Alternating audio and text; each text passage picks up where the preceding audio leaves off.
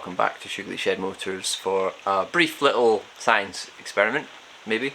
About that last episode, welding the forks on the XJR, man, I opened a whole old can of worms there, and quite honestly, it was a huge learning curve for me, because some of the comments, while you know they're hard to hear, they did raise valid points, and it meant that I did some more reading into the deeper kind of science aspects of and chemical metallurgy aspects of welding aluminium, and why perhaps welding my forks was not the best plan. And I am big enough and man enough to admit that I was maybe going into it with blind faith. Well, I wasn't maybe, I was definitely going into it with blind faith, and not enough understanding of the... I understood the risks, but not enough understanding of the chemical and like I say, metallurgy aspects of welding aluminium and the strength, you know, especially like safety critical welds. Anyway, as a little experiment, before I go that, actually, I have changed my idea. It has involved a lot of research and buying different brake discs, and also buying replacement fork lowers.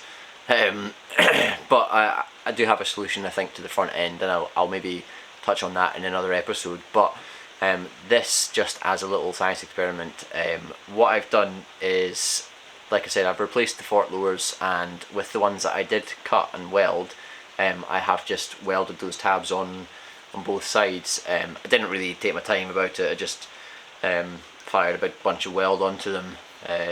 Obviously not very pretty, but they're attached, and it's probably not far off what I would have been capable of doing had I actually believed that these were going to be strong enough. I just wanted to see if, well, or at least I wanted to see how strong these are welded on like that. So what I'm going to do is just, you know, destroy them, or at least attempt to destroy them, and see what kind of force it takes to do that.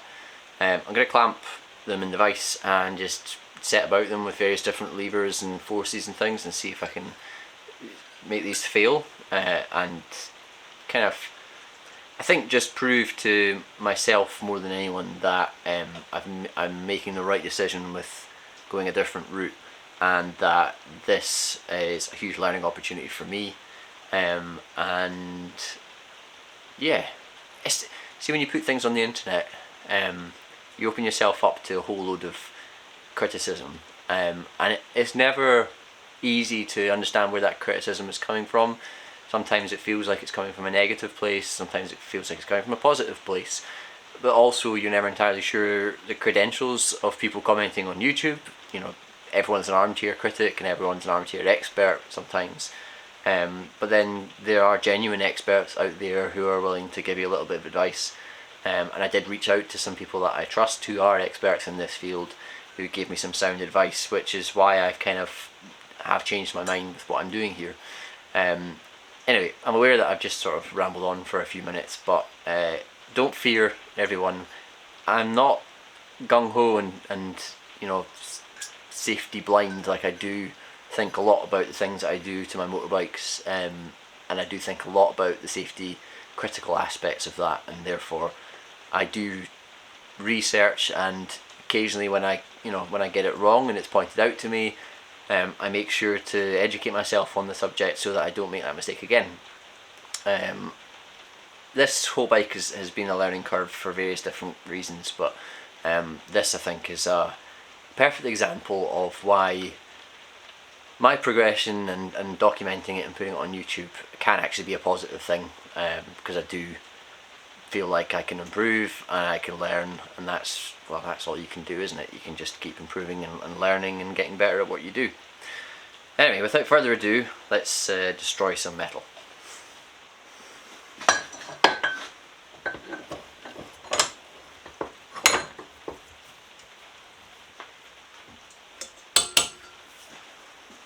Right, first experiment, I've just put a piece of scaffold bar down the fork, Obviously it's clamped in the vise, nice and solid. Let's just give it a bit of a wiggle about, I think. Maybe not that way, pull out the vise.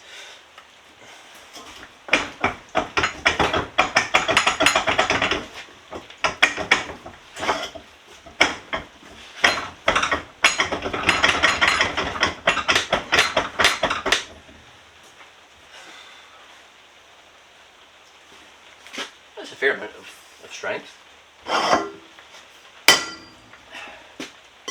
That's quite satisfying.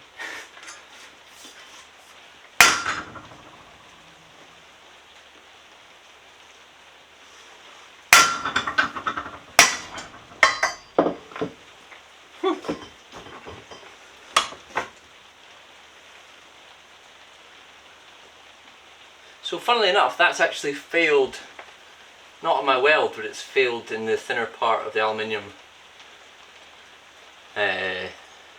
so eyelets, the brake mount eyelets. Let's try and clamp it a bit further up at the weld.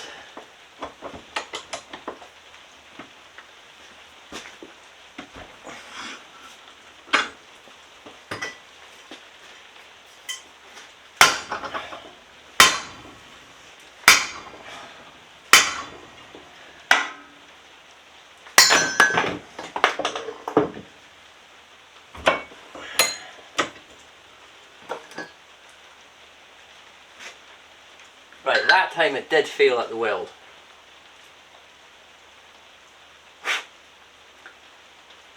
See, I think that's really interesting. I'll show you a close-up.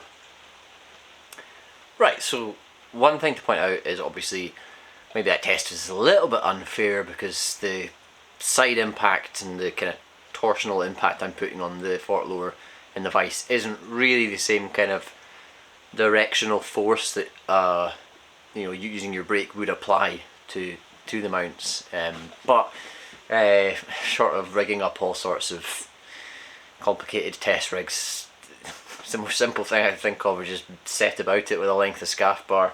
But what it has kind of showed me, and I think was really interesting and probably opens my eyes quite significantly, is to look at this. So obviously that's where the eyelet broke off.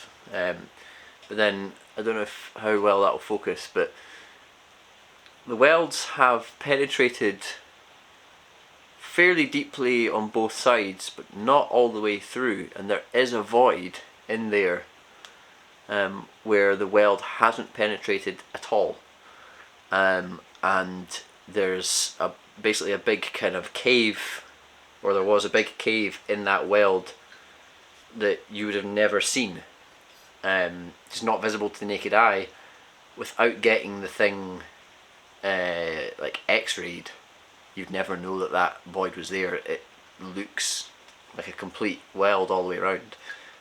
So that is something interesting to point out, and it was something that someone raised to me, was that without getting things properly tested, when it comes to safety critical aluminium welding, without getting things properly tested and NDT testing, non-destructive testing, you'd never know that that gap was there, and that is a structural massive weakness. You know, my weld is penetrated onto the lower and onto the mount, but not all the way through. And when you think about when these were made, they were cast, so there wasn't a void there, that was one complete piece, and so undoubtedly that would be weaker than when they were originally made. The other point that's worth raising is that when something I've learned basically through the you know, post research on this experiment, when you heat aluminium, you change the brittleness basically of it, and it becomes, you can brittleize it basically.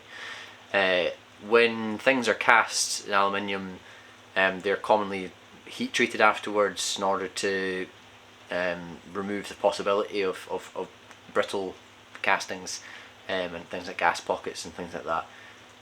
So when I heat this up to, you know, the temperature it takes to weld it, to melt the aluminium, I'm undoing that heat treatment, and in these areas you're basically weakening the structure of that aluminium, that cast aluminium, and therefore you although like obviously you've penetrated, you've created this area of weakness right where you want a heck of a lot of strength. So that could also be a reason why the eyelets failed where they did, because I heated these parts of the eyelets up to such a temperature in order to weld them that I removed that heat treatment and made them brittle. Possibly why they have failed like that. Yeah, it's not a perfect science and it's not a perfect experiment. It's basically a bit of a stupid experiment really, because it's not, like I said earlier, it's not in any way the kind of forces that you would expect these to take. But what it did prove to me is that my aluminium welding isn't there yet for applications like this, and my knowledge definitely wasn't there to try and tackle that.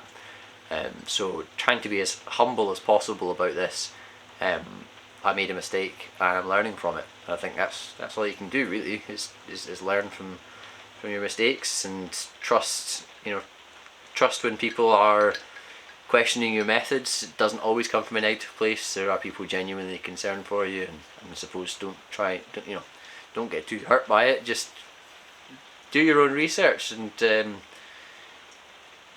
compare with people who are better or well read or well educated on the subject, and you're trying to figure out and try and learn something from them.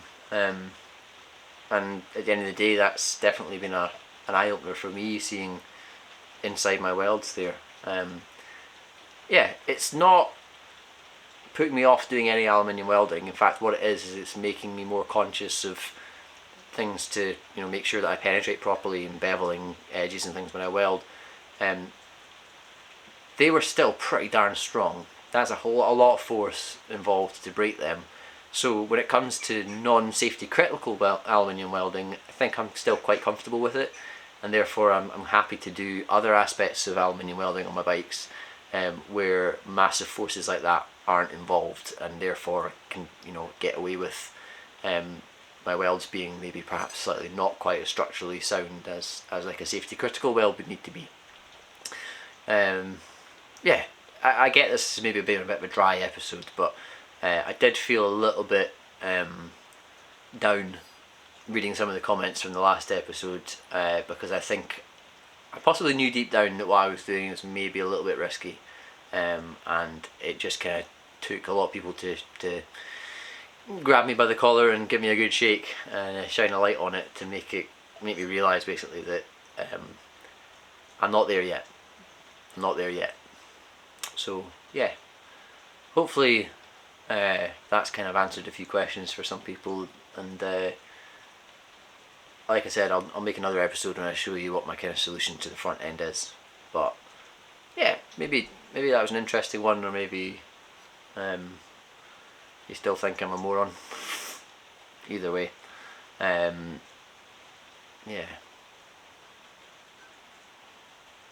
As usual, please do give me a like, leave me a comment and subscribe to my channel. I do put a lot of effort into the things I make in this shed, and 95% of the time comments are really positive and helpful, even if it's like a critical comment, so long as it is coming from a good place. I'm open ears, and I'm willing to take on board constructive criticism, and yeah, that's how anyone wise learns, I suppose, is to be open to critique. Take care. Goodbye.